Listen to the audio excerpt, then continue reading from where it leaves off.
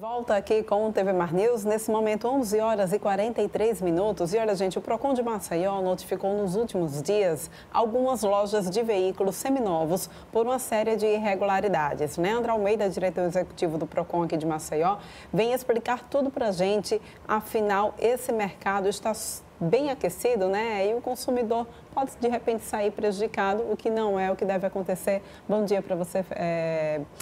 Muito obrigada pela tua participação aqui.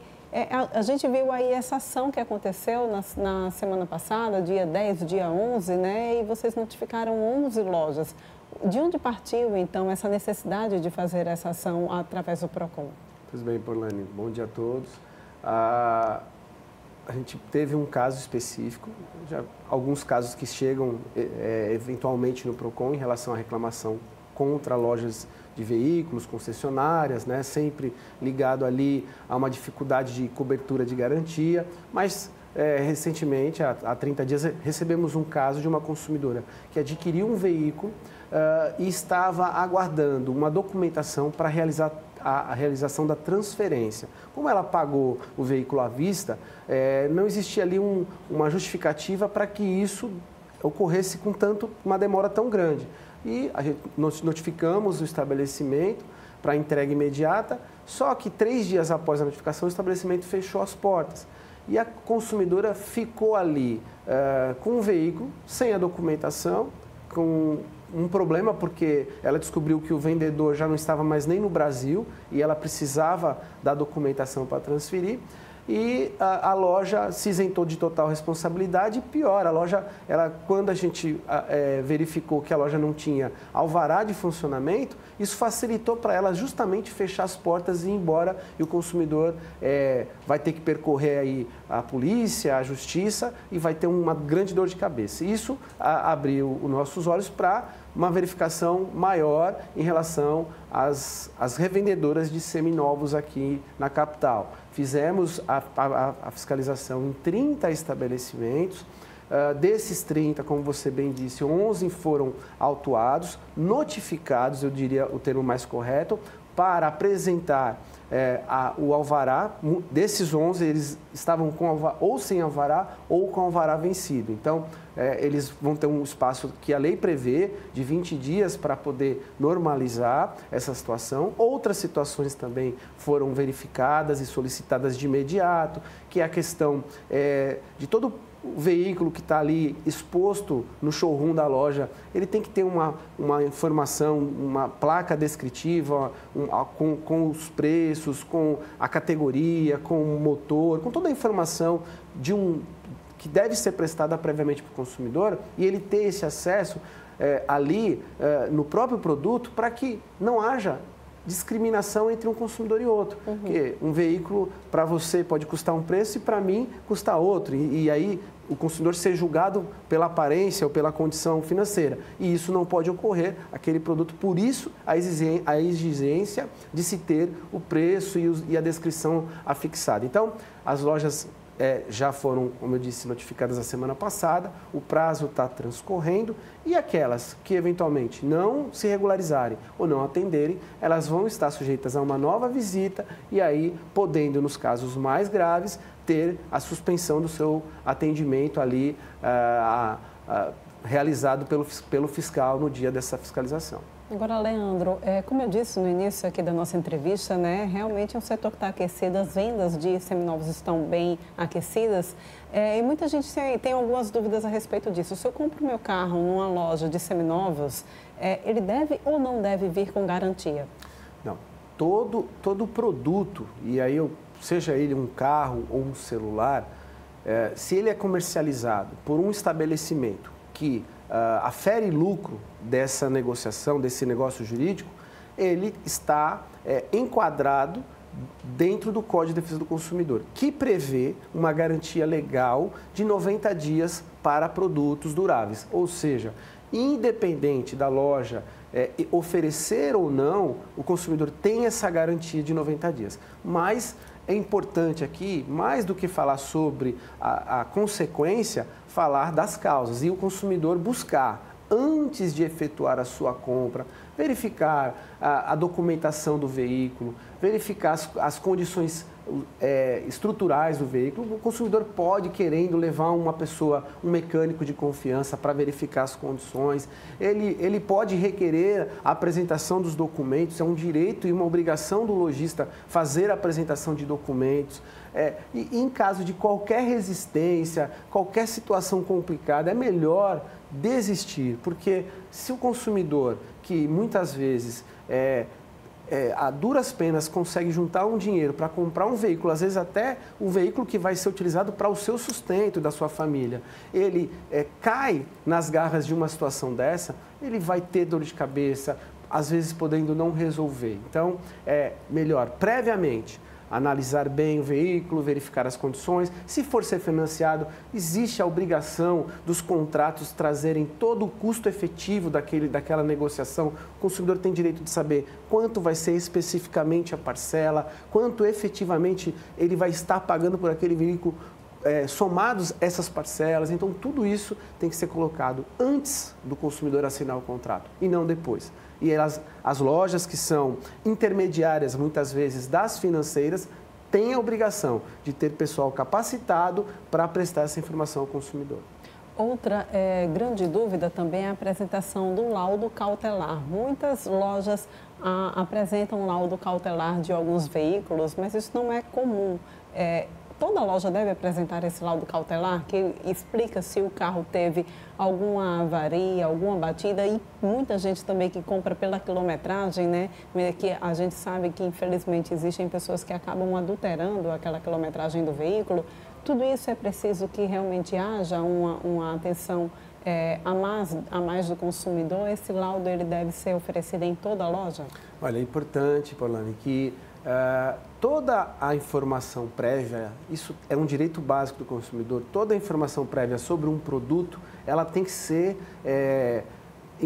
passada ao consumidor ali antes da conclusão da aquisição daquele bem ou daquele produto. Então, documentos, informações, laudos periciais ou laudos técnicos, laudos mecânicos, é importante que, se o produto teve alguma alteração, né? Houve uma troca de motor, adulteração legal, adulterações legais, como alteração de cor ou qualquer coisa, isso tem que ser informado para o consumidor. É uma obrigação das lojas.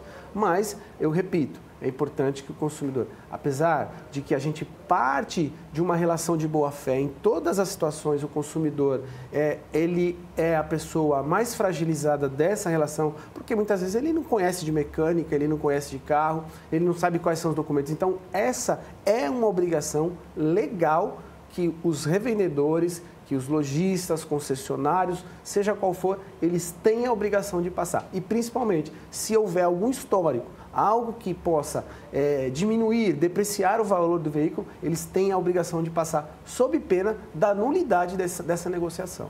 Muito bem, então quem de repente aí está assistindo a nossa entrevista, tem alguma reclamação a fazer, quais são os canais que o PROCON disponibiliza? Pois bem, Polani, para essa demanda ou para qualquer outra situação que você tenha dúvida, os nossos polos de atendimento presenciais funcionam sem agendamento, de 8 às 14 horas. Então, a gente tem a unidade do centro, na Pedro Monteiro 47, em frente à Praça dos Palmares. A unidade do Farol, no Sesmac, na Iris Alagoense 458. A gente tem uma unidade na parte alta da cidade, que funciona na parte interna da Faculdade Raimundo Marinho, próximo à Bomba do Gonzaga. E no Barro Duro, nas dependências da UMJ, também ali na Presidente Roosevelt. Então, qualquer desses lugares presenciais, sem agendamento, de 8 às 14, de segunda a sexta-feira, você tem o atendimento presencial. E, para facilitar ainda mais o seu acesso, o nosso WhatsApp, que é o 98882-8326. Leandro, muito obrigada pela tua participação aqui no nosso estúdio. A gente volta a se encontrar em outra oportunidade, tá bem? Eu que agradeço, Polani. Obrigado. E olha só, gente, falando em veículos, a gente faz aqui um registro para vocês de um carro que capotou no túnel do viaduto da PRF, no Tabuleiro, na manhã de hoje. 4 pessoas ficaram feridas. O Corpo de Bombeiros foi acionado para o socorro das vítimas, que felizmente só tiveram escoriações leves. Pelas imagens do vídeo, é possível percebê-las já fora do veículo, aguardando atendimento médico. Conforme informações de testemunhas, o carro teria batido em uma parte de concreto do viaduto antes de capotar. Quem trafega pela localidade precisou redobrar a atenção na pista. A gente vê aí, olha só o susto, ainda bem que foram apenas escoriações leves e, de acordo também com informações do Corpo de Bombeiros, não houve vazamento de óleo na pista, tá? E a gente agora fala de um outro caso, esse infelizmente com uma vítima fatal. Um acidente de trânsito deixou um homem morto e 2 menores, um de 14 e outro de 7 anos, feridos na noite de ontem na entrada da cidade do Pilar. O carro que eles seguiam capotou na pista. A vítima, que veio a óbito, tinha 49 anos e era pai dos sobreviventes. O SAMU foi acionado para os primeiros socorros. Os menores de 14 e 7 anos ficaram presos às ferragens, mas foram socorridos com vida ao Hospital Geral do Estado e estão na ala vermelha. A vítima, que foi a óbito, também ficou presa às ferragens, porém não resistiu, infelizmente, aos ferimentos. Olha só essas imagens, né, do grave acidente que aconteceu na noite de ontem, ali na região do Pilar, tá? Vamos agora abrir espaço aqui no nosso estúdio para a política, sempre recebendo mais uma análise de Arnaldo Ferreira. Olha, gente, a Organização de Meteorologista Mundial, OMM, que tem assento na Organização das Nações Unidas, emitiu um alerta que vale para o Brasil e diversas partes do mundo. O El Niño, a partir de agosto até 2025, será o mais quente do século. É importante lembrar que o El Niño é aquele fenômeno que causa secas prolongadas no norte e nordeste do Brasil e chuvas torrenciais no centro-oeste, sul e sudeste. O alerta foi confirmado por meteorologistas da Universidade Federal de Alagoas e da Secretaria de Estado de Meio Ambiente e Recursos Hídricos. Não é demais destacar que as 102 prefeituras, organizações de defesa civil, coordenações municipais de defesa civil, as 102 prefeituras e o governo do estado devem reproduzir o alerta, orientar a população para preservar os recursos hídricos e preservar, economizar água. A tendência de seca prolongada a partir de 2024. Então, na lavoura deveremos ter grandes prejuízos. Então, está na hora de montar estratégias para garantir o abastecimento de água da população. Alagoas tem o Canal do Sertão e o Rio São Francisco. Tomara que isso funcione. Pois é, né, gente? Já está sendo noticiado com antecedência, estudos já estão sendo feitos, El Niño está batendo aí a porta e precisa, então, simplesmente que os governos, né, que os dirigentes, tanto municipais quanto estadual, se organizem para a entrada recebida, então, desse período de seca que a gente precisa enfrentar, tá? Olha só, ontem a gente noticiou aqui no TV Mar News que teríamos um protesto nacional sobre o corte de recursos do Sistema S. Pois bem, aqui em Maceió, o ato aconteceu no Poço, na frente do SESC. Dezenas de funcionários se reuniram contra o projeto que destina 5% de recursos do SESC e do SENAC para investimentos na Embratur. A medida afeta diretamente milhares de pessoas em todo o Brasil, reduzindo atendimentos e causando até mesmo o fechamento definitivo de diversas unidades do Sistema S. Essas são as imagens, então, do protesto que aconteceu no dia de ontem. Nós noticiamos aqui no TV Mar News e a gente vê aí esse protesto que aconteceu aqui em Maceió, tá? E olha, a Polícia Federal divulgou ontem que efetuou a prisão em flagrante de 3 homens no Aeroporto Internacional Zumbi dos Palmares. Eles foram detidos pelo crime de descaminho ao transportarem 2 malas contendo um total de 112 iPhones sem a devida comprovação legal. Inicialmente, 2 homens cujas identidades não foram divulgadas foram interrogados pelas autoridades e confessaram que a carga seria entregue ao terceiro indivíduo preso com o objetivo da revenda.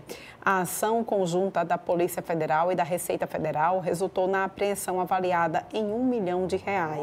De acordo com informações obtidas, os passageiros confirmaram que viajaram até Maceió exclusivamente para entregar a carga de iPhones e tinham planos de retornar a Campinas, em São Paulo, ainda na mesma data da prisão. O crime de descaminho consiste em importar ou exportar mercadoria proibida e não declarada às autoridades aduaneiras. Caso condenados, as penas variam de 1 a 4 anos de reclusão, além do pagamento de multas. Com essas informações, então, a gente encerra o TV Mar News de hoje. Muito obrigada pela sua companhia nessa manhã. Lembrando que a gente volta a se encontrar amanhã às 11 horas aqui no teu canal 525 da NET, é claro.